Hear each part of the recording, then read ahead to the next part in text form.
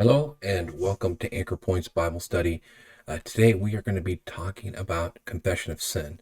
I know that last week we talked about sin and how God thinks of it, but I want to continue down some paths that I think it's going to be help us.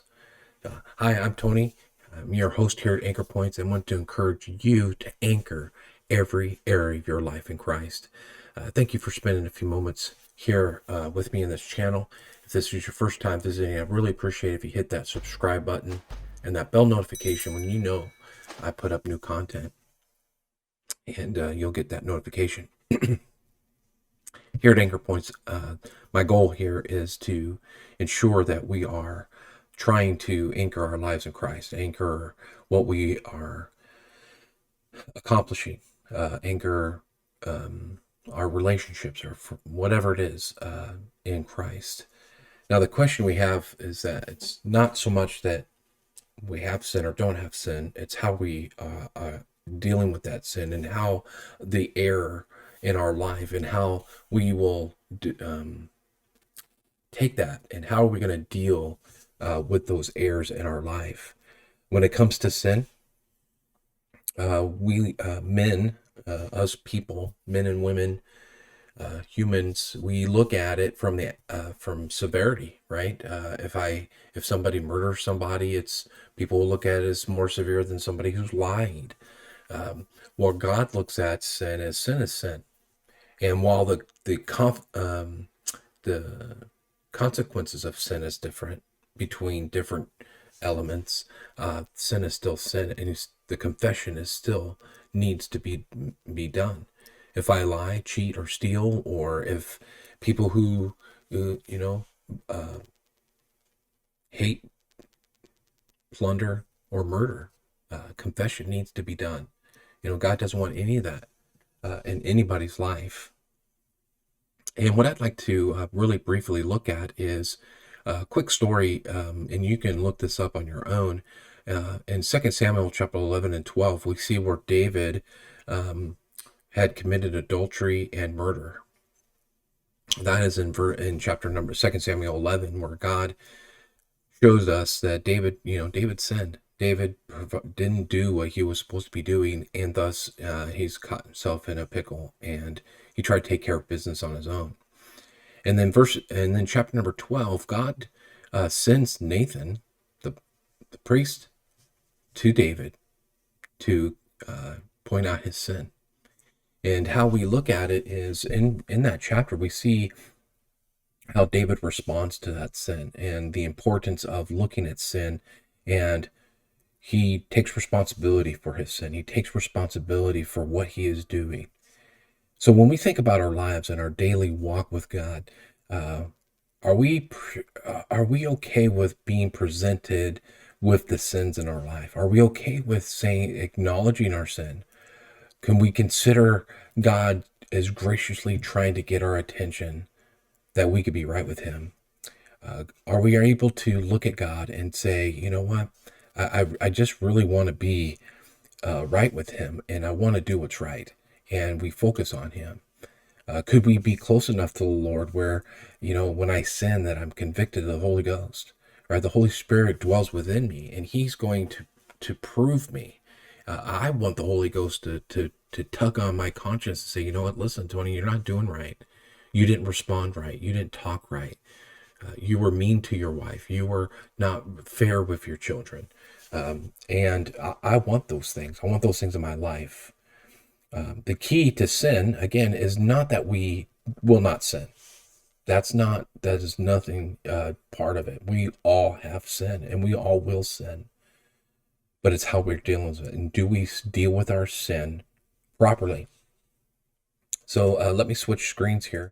And I think that when we look at our sin, I'm gonna show you here in Psalms 139. And David says here, and down here at the bottom, it says, search me, O God, and know my heart. Try me and know my thoughts, and see if there be any wicked way in me, and lead me into the way of everlasting. Wow, what some powerful verses we have here, right? David is seeking the Lord. David is seeking the Lord in what he wants for David's life, right? So I think there's three areas, a couple things that I think we should consider. Not three. I don't think I have three, but a couple things that we need to consider. First, God's word is vital to the process of being right with God. God's word is the most. I need to know God's word. I need to know what God is in my life. I need to understand God. I need to understand His word. Right? Psalms 119, 9 through 16, it says, "Wherewithal shall a young man cleanse his way? By taking heed thereto, according to thy word. With my whole heart have I sought thee. O let not my wander from thy commandments. Thy word have I hid in mine heart, that I may not sin against thee. Blessed art thou, O Lord. Teach me thy statutes. With my lips have I declared all the judgments of thy mouth. I have rejoiced in the way of thy testimonies. As much as it is as in all riches, I will meditate on thy precepts, and respect unto thy ways. I will delight myself in thy statutes. I will not forget thy word." So God's word is vital. We need to know God's word. I need to know God's word to know if I'm doing right or wrong.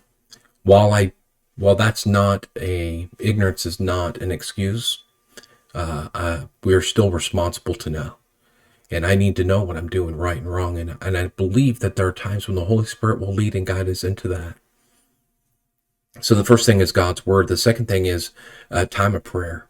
I think it's vital we take time in prayer to look at our lives as David did. I shared with you in Psalms 139.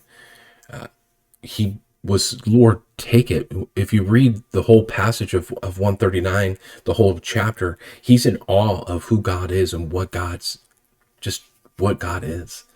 He's in awe of it. And wow, what an amazing turn, right? In Psalms 40, it says, David, I waited patiently for the Lord, and he inclined unto me and heard my cry.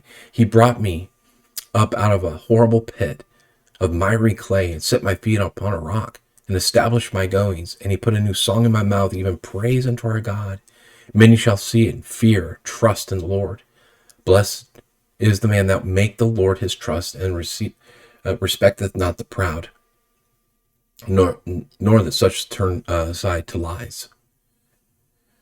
Psalms 19, 13 and 14 says, Keep back thy servant from presumptuous sins. Let them not have dominion over me. Then shall I be upright and walk in innocent of the great transgression. Let the words of my mouth and the meditation of my heart be acceptable in thy sight, O Lord, my strength and my redeemer. Oh, what some great verses. Do I know God's word, and do I take the responsibility of God's word in my life, whether it's through the preaching and teaching of God's word, which we need to be under, whether it's reading my Bible, which I need to do every day, or whether I'm listening to a song. Sometimes there's music, Christian music out there that really promotes a message of doing what's right before God, being awe-inspired of God, and looking to God and loving God. One of the things that I look at in my life, and I learned as young Christian, and I hold this true in my life today, that if you sin privately, you get it right with God. You keep it private. You keep it between you and the Lord. If it's something in your mind, the thoughts and things in your mind are not right, things you're watching, things you're doing on your own, you ought not to be doing. You sin publicly, you confess it publicly. What does that mean? Well, if I lied to my wife, I first need to go to God and ask God to forgive me for lying, but I also need to then make it right with my wife to say, you know what, honey, I'm sorry, but I lied to you here. I want to make it right with you. Here's the truth. So if we sin privately, we confess it privately. If we sin publicly, we confess it publicly. And it's not that I'm going to write it in the newspapers, but I'm going to get it right with the people that I offended. There's a term that I come up with, and it's the active Christian focus. While today we honed in on sin and how we accept sin, do we want to make it right, or we just dismiss it? The active Christian focus, the idea that I had behind this is the idea that we look at our lives and we want to focus on areas that we know are not right with God. It's important for us that we look at God's word and we apply it to God, apply it to our lives, that we may live with Jesus today, as the Holy Spirit dwells within me, that I can live right before God. I'm going to leave you with a promise as we close this little lesson. I'm gonna close you with this promise, and this comes from God's word, and it comes from 1 John 1:8-10. It says, if we say we have no sin, we deceive ourselves, and the truth is not in us. If we confess our sins, he is faithful and just to forgive us our sins and cleanse us from all unrighteousness. If we say that we have not sinned, we make him a liar, and the word is not in us. This lesson is bound into those 3 verses with a promise that starts with an if we confess our sins. That's on me. If I know I have sin, I need to confess it. So I hope this lesson is a help to you, that you can continue to anchor every area of your life in Christ. So until next time, I hope you have a great day, and we'll talk again soon.